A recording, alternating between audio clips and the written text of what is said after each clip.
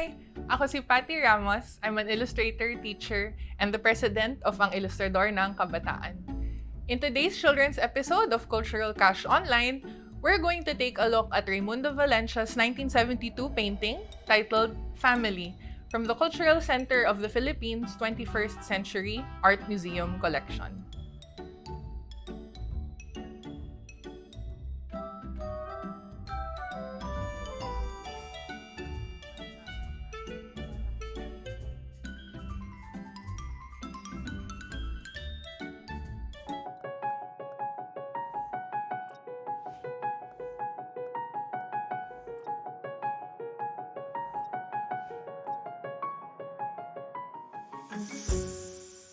Here is Raymundo Valencia's work, Family.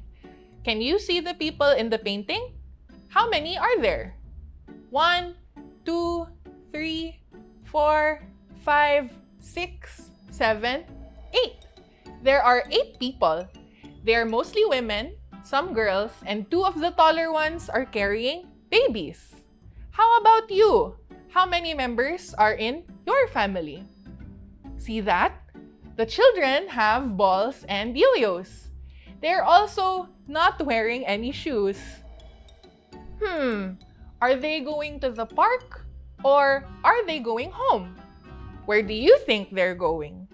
Like paper cutouts, the shapes in the painting overlap. This is a style that Valencia uses to create his work. It is called Cubism. Can you say Cubism? Cubism is a style of modern art that became popular in the Philippines after World War II. Some other artists who use Cubism are Vicente Manansala and Ang Kyu Hoc.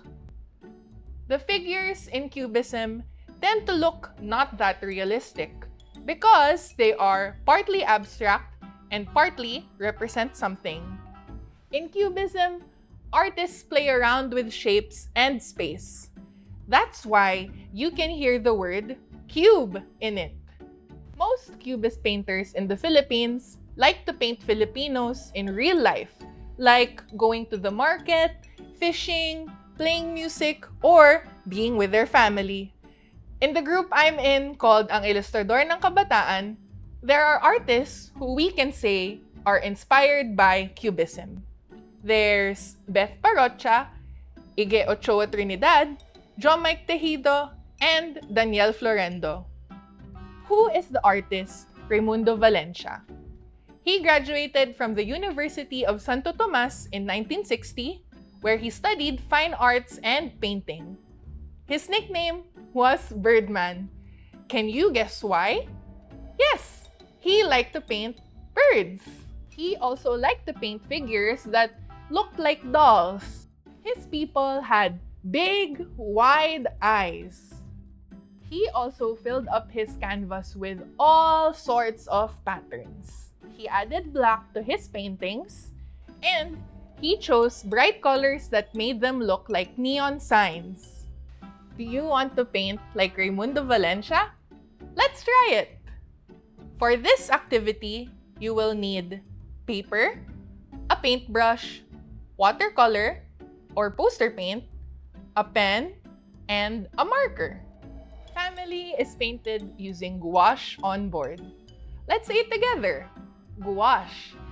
Have you ever heard of gouache before? It's one of my favorite materials to paint with.